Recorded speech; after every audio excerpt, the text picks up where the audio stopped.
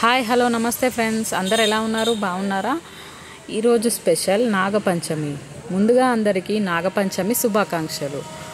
ఇంకా పుట్టలో పాలు పోయడం కోసం అయితే మా ఇంటికి దగ్గరలో ఉన్న పెద్దమ్మ గుడికి అయితే వచ్చాము. ఇక్కడే గుడి వెనకాలే చింత చెట్టు కింద పుట్ట అయితే ఉంటుంది. చాలా సంవత్సరాలుగా ఇక్కడే పుట్టలో పాలు పోస్తూ ఉంటామన్నమాట ఈరోజు. సో ఇక్కడికి కుటుంబ సమేతంగా అయితే రావడం జరిగింది. బాబు మాత్రం లేడు, హాస్టల్లో ఉన్నాడు. సో ఇక్కడికైతే వచ్చేసాం. ఇంకా లోపలికి వెళ్ళి పూజా కార్యక్రమాలు చేశాక మిగిలిన వీడియో చేస్తాను, ఓకేనా?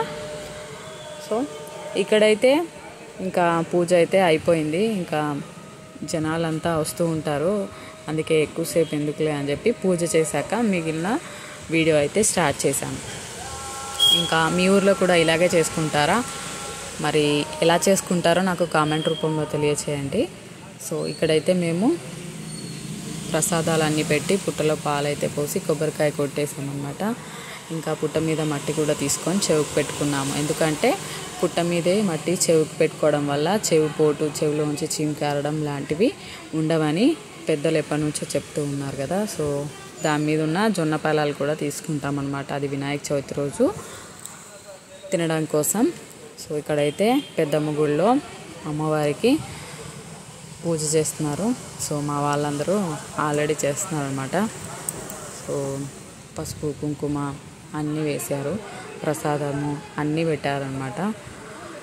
ఇంకా ఊరిని కాపాడేది చాలామంది అమ్మవార్లు అయితే ఉంటారు. పెద్దమ్మ తల్లని, ఎల్లమ్మ తల్లని, మైసమ్మ అని చాలామంది ఉంటారు కదా.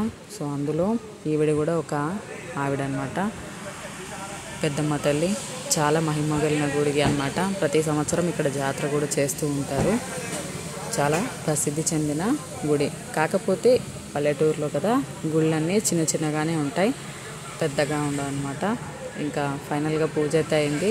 ఇద్దరం కుంకుమ కూడా పెట్టేసుకున్నాం అనమాట. అమ్మవారి ఆశీర్వాదం తీసుకొని నెక్స్ట్ అమ్మవారి ముందరే ఆపోజిట్లో పోతరాజు స్వామి ఉంటారు, చేతిలో కత్తి పట్టుకొని.